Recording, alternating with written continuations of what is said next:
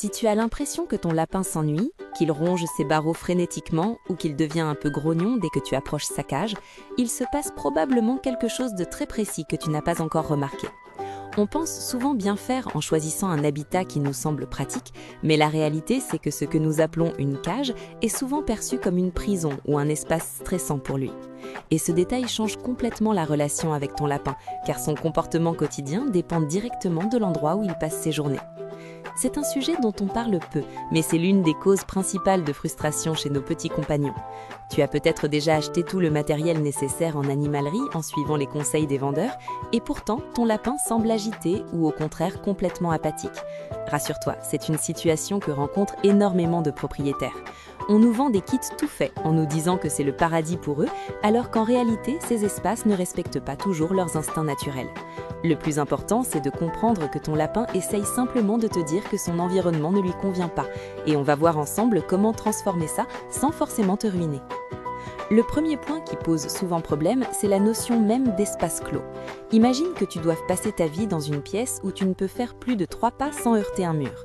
Pour un lapin, c'est exactement ce qu'il ressent dans une cage standard. Son corps est fait pour la course, pour les bonds et pour l'exploration. Quand il est enfermé, il accumule une énergie incroyable qu'il finit par évacuer de la mauvaise manière, soit en détruisant tout, soit en devenant agressif. Et c'est souvent là que tout commence, car on finit par moins le sortir parce qu'il fait des bêtises, alors qu'il fait des bêtises justement parce qu'il ne sort pas assez. On fait aussi souvent l'erreur de placer la cage dans un endroit trop bruyant ou au contraire trop isolé. Si ton lapin est au milieu du passage, il sursaute au moindre mouvement. S'il est tout seul dans une pièce vide, il déprime. Trouver le bon équilibre est essentiel pour qu'il se sente en sécurité tout en faisant partie de la famille. Et puis, il y a la question du sol. On voit souvent des fonds de cage en plastique lisse ou pire avec des grilles.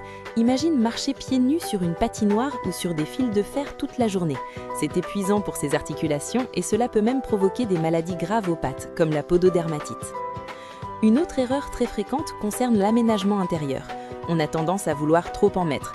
On remplit l'espace avec des gamelles, des râteliers imposants et des jouets en plastique, alors que ton lapin a surtout besoin de zones vides pour s'étendre de tout son long. Un lapin qui ne peut pas s'étirer complètement est un lapin qui stresse.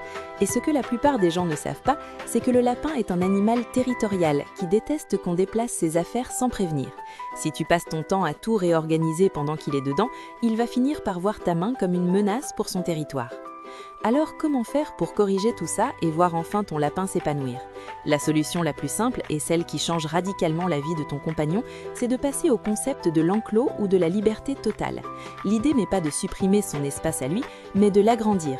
Un simple enclos modulable permet de multiplier sa surface de vie par 3 ou 4 pour le prix d'une cage classique. Cela lui permet de faire ses fameux binkies, ses petits sauts de joie, même quand tu n'es pas là pour le surveiller. Pour le sol, remplace le plastique par des tapis en coton ou des chutes de lino antidérapants recouvertes de plaid. Ton lapin aura enfin de l'adhérence pour courir et s'amuser sans glisser. C'est un petit détail, mais ton lapin essayait peut-être simplement de te montrer son inconfort en restant prostré dans un coin. En changeant juste la texture du sol, tu vas voir son niveau d'activité exploser en quelques jours. Ensuite, pense à l'organisation de son espace comme s'il s'agissait d'un studio.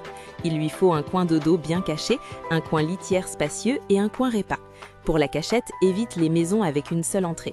Dans la nature, un lapin a toujours 2 issues pour pouvoir fuir en cas de danger. S'il n'a qu'une porte, il peut se sentir pris au piège quand tu approches. Utilise une simple boîte en carton avec 2 trous, il sera le plus heureux des lapins. Et pour le foie, assure-toi d'avoir de l'accès directement depuis son bac à litière, car les lapins adorent grignoter en faisant leurs besoins. C'est leur moment de détente ultime. Je te propose un petit test pour les 3 prochains jours. Essaie de ne plus jamais toucher à l'intérieur de son habitat quand il est présent. Attends qu'il soit en promenade pour nettoyer ou ranger. Tu vas voir qu'il sera beaucoup plus serein à ton approche. Si tu as une cage, laisse la porte ouverte en permanence et place un enclos autour pour qu'il puisse sortir dès qu'il en a envie.